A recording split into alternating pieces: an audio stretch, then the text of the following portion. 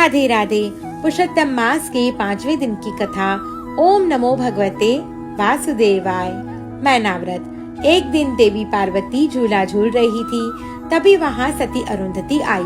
कुशल मंगल पूछने के बाद अरुंधति ने कहा, हे देवी, आपने मुझे 12 महीनों के व्रत की विधि बताई, लेकिन पवित्र पुरुषोत्तम मास के बारे में कुछ नहीं कहा।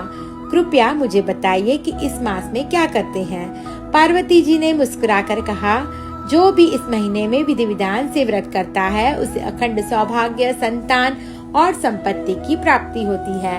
यह सुनकर सती अरुंधति ने खुश होकर व्रत की विधि पूछी।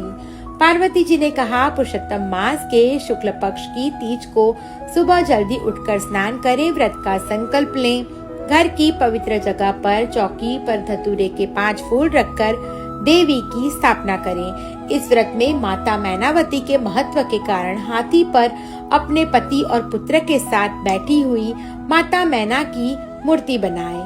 5 गौरी के साथ ब्राह्मणी के हाथों उसकी प्रतिष्ठा कराएं।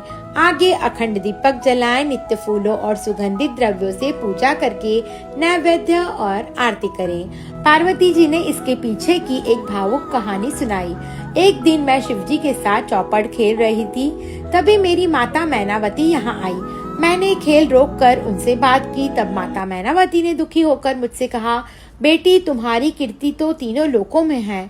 देवता और मनुष्य सब तुम्हारी पूजा करते हैं, लेकिन मैं तुम्हारी माता हूँ, फिर भी कोई मेरी पूजा नहीं करता, कोई मुझे याद नहीं करता।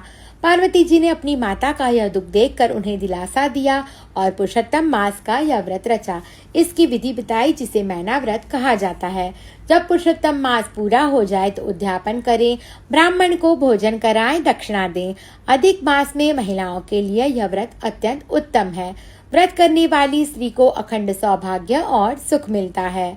मैना व्रत से कामना मन की पूर्ण होए, दुख हरे और सुख मिले, कुटुंब में शांति होए। ओम नमो भगवते वासुदेवाय। राधे राधे।